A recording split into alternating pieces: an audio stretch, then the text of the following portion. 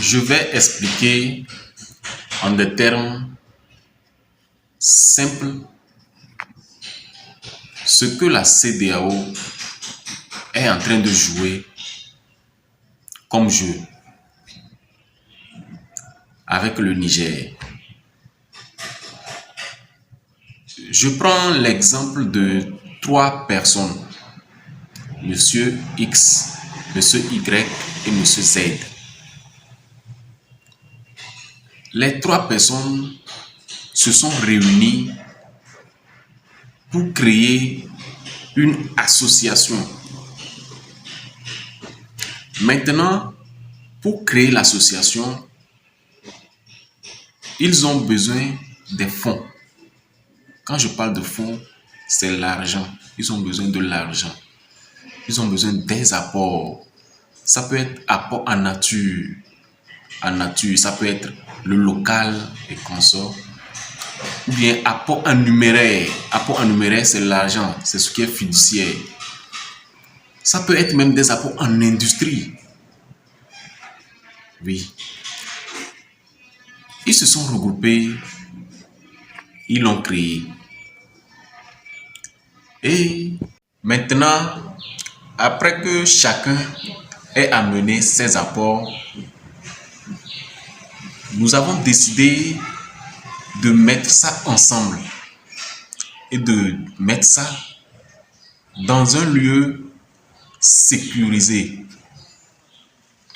Dans un lieu où le jour où quelqu'un d'entre nous aura des difficultés, ces fonds pourront aider à résoudre ces difficultés. Il est arrivé que, chemin faisant, Monsieur X a des difficultés dans sa maison. En temps normal, l'accord entre Monsieur X, Y et Z stipulait que lorsque une personne parmi elles aura des difficultés,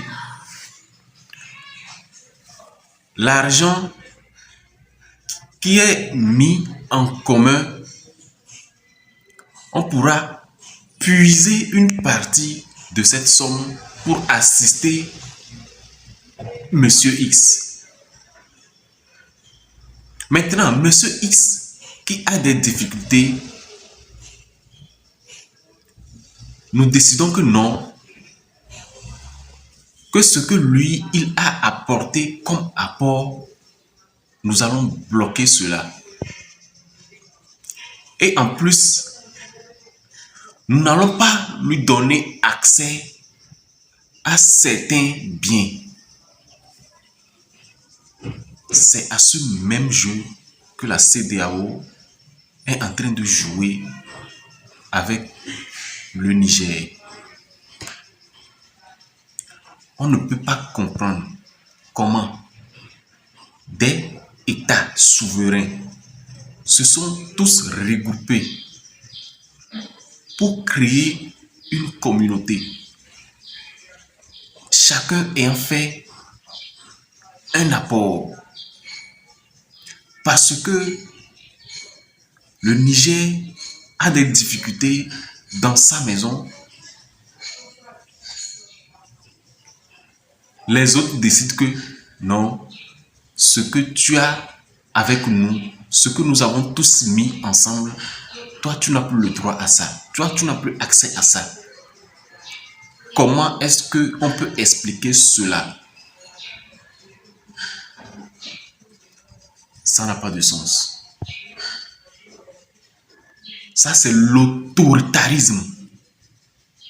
L'autoritarisme économique. Donc, il faut que les États comprennent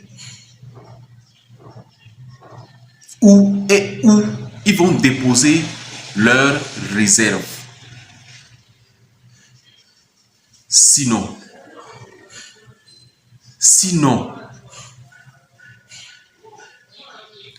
à méditer là-dessus. Que Dieu vous bénisse. et que Dieu préserve l'Afrique et les Africains. On a trop eu de sang versé sur ce continent. Nous n'en voulons plus. Ce qui s'est passé en Libye, nous n'en voulons plus au Niger. Actuellement, si le Sahel est déstabilisé, c'est à cause de la chute de Kadhafi. Trop, c'est trop. Nous-mêmes, nous allons régler nos problèmes à l'africaine. Vous pouvez nous aider. Les étrangers peuvent nous aider, mais pas nous commander. Nous sommes assez matures maintenant pour régler nos problèmes nous-mêmes. Ceux et celles, quand je dis ceux et celles, je parle des chefs d'État qui mettent en avant les intérêts extérieurs sur les intérêts nationaux se feront éjecter par toute autre manière. Ils se feront éjecter. Ce qui est actuellement au Niger ne s'arrêtera pas qu'au Niger. Ça va continuer. Si et seulement si les présidents de certains États continuent à servir les intérêts extérieurs. En bon attendeur, que Dieu nous bénisse. Merci. Abonnez-vous pour la suite. Merci.